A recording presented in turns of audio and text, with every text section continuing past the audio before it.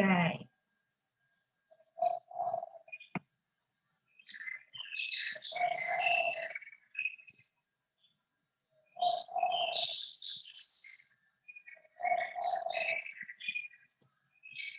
Baik, Assalamualaikum warahmatullahi wabarakatuh. Perkenalkan, nama saya Praja Paramita.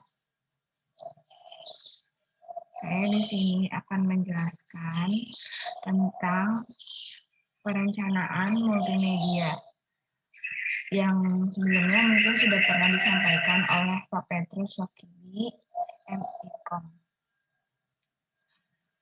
Nah, langsung aja ya kita bahas teman-teman. Kita langsung lihat nih, saya akan share screen.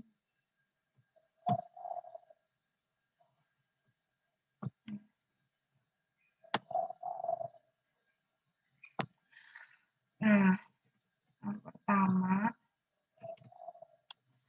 kita lihat dulu di sini tahapannya dalam membuat multimedia itu. Yang pertama ada dimulai dari konsep, kemudian dilanjutkan dengan desain, kemudian material collecting, assembly, testing, dan distribution.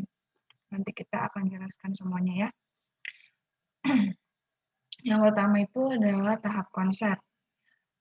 Tahap konsep ini artinya kita menentukan tujuan yang meliputi, yaitu tujuan dari aplikasi, kemudian kita mengidentifikasi pengguna, kemudian kita juga menganalisa outputnya, bentuk aplikasinya itu akan seperti apa nantinya, spesifikasinya seperti apa gitu. Kemudian nanti yang kedua adalah desain. Nah, desain sendiri adalah membuat spesifikasi secara rinci mengenai struktur aplikasi multimedia yang dibuat ataupun gaya dan kebutuhan untuk aplikasinya itu. Ini banyak banget ya teman-teman tahapannya dari desain ini. Ada yang desain yang berbasis multimedia, biasanya itu menggunakan storyboard atau flowchart view. Kemudian desain struktur navigasi. Nah, yang selanjutnya juga desain yang berorientasi objek.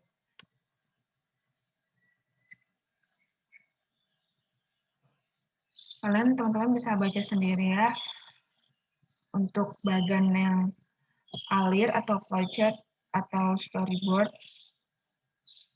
Ini biasanya sih kalau yang storyboard itu multimedianya non-linear atau interaktif.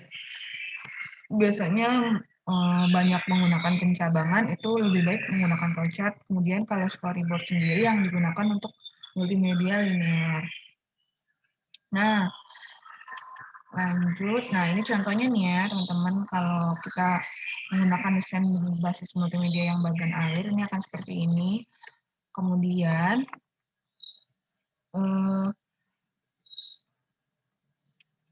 selanjutnya itu yang storyboard. Nah, storyboard ini lebih terstruktur ya, teman-teman. Perbagiannya itu. Kita bisa lihat si gambarannya itu seperti apa nanti.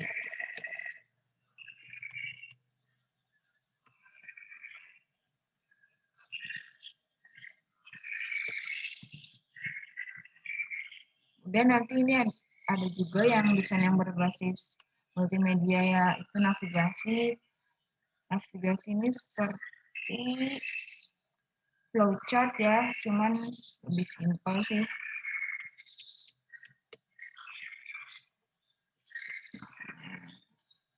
Kalau yang ini aplikasi yang memerlukan informasi berurutan. Ya, ini tuh biasanya digunakan untuk informasinya yang lebih lanjut nanti menggunakan navigasi ini, teman-teman.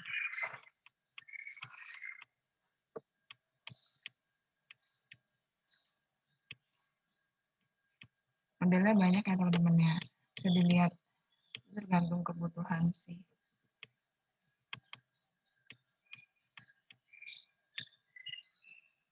Nah, kemudian ada perancangan antarmuka.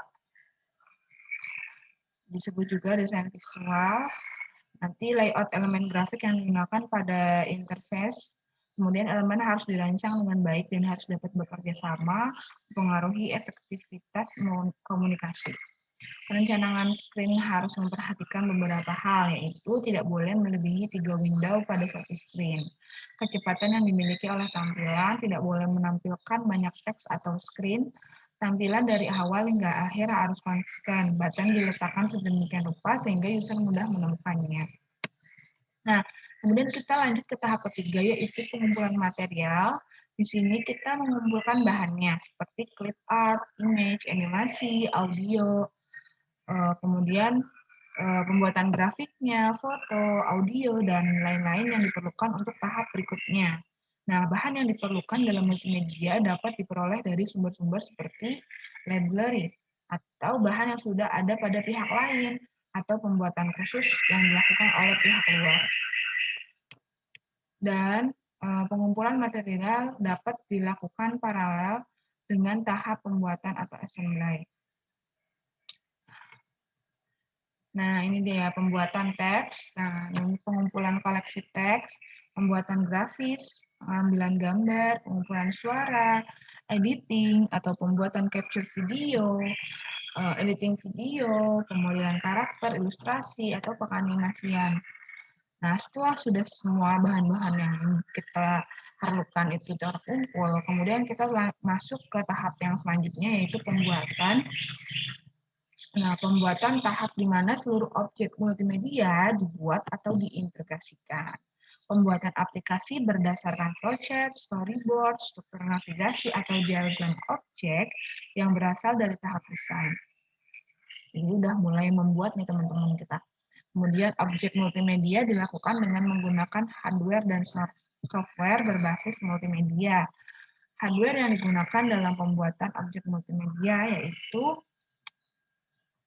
ada softwarenya itu nanti teman-teman bisa menggunakan operating system misalnya Microsoft Windows, kemudian text authoring software-nya misalkan Notepad atau Microsoft Word. Kemudian yang graphic authoring software-nya itu bisa CorelDRAW, Photoshop, Illustrator. Nah, untuk animatornya bisa menggunakan software Adobe Flash, Boom, CorelRev, 3D Max, atau Maya, atau Blender juga bisa, teman-teman.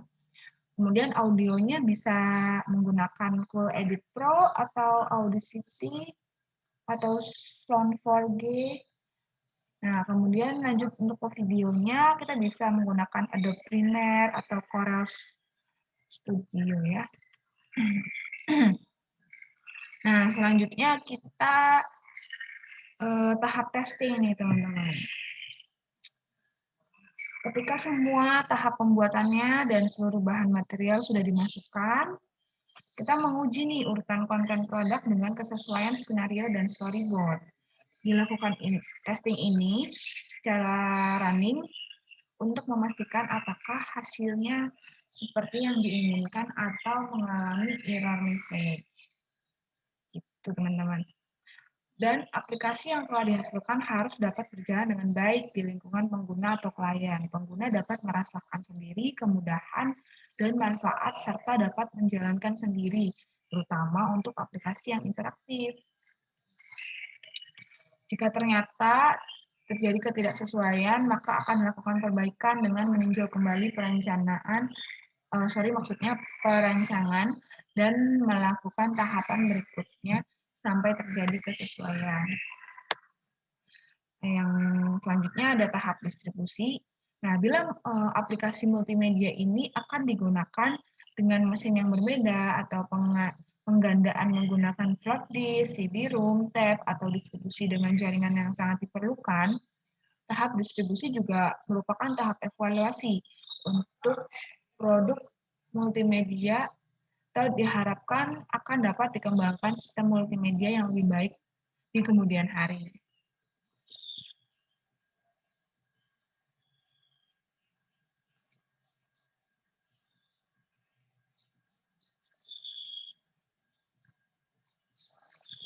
Nah, di sini ada produk-produk multimedia sih, teman-teman. Ada presentation produk, Misalkan corporate presentation, kemudian reference product itu yang tersedia biasanya help function, selection function, bookmarking, back search, main menu function, print and export function. Kemudian nanti yang ada education and training, banyak kategorinya teman-teman, ada instructor support product, ada self-test product, ada combination product, kemudian ada kiosk. Nah, ini juga ada sih kategorinya macam-macam. Ada point of information system. Biasanya itu mengenai informasi mengenai lokasi, jadwal perjalanan, layanan, dan lain-lain. Biasanya terdapat di airport, rumah sakit, stasiun, kereta, atau instansi pemerintahan, dan lain-lain. Kemudian ada point of sales system. Ini adalah user biasanya melakukan manipulasi data dan informasi. Misalnya penjualan, pemesanan tiket, stok barang. Nah, bisa juga berbentuk entertainment atau game. Nah, produk hiburan berbasis multimedia yang bergantung pada penggunaan grafik, audio, animasi, dan video. Menggunakan standalone dan network, ya, ini juga termasuk single user atau bisa multi user. Baik, itu saja yang mungkin bisa saya sampaikan. Kurang lebihnya mohon maaf. Semoga teman-teman bisa sehat selalu dan bisa beraktivitas seperti biasanya ya teman-teman. Wabillahi taufiq wal hidayah. Wassalamualaikum warahmatullahi wabarakatuh.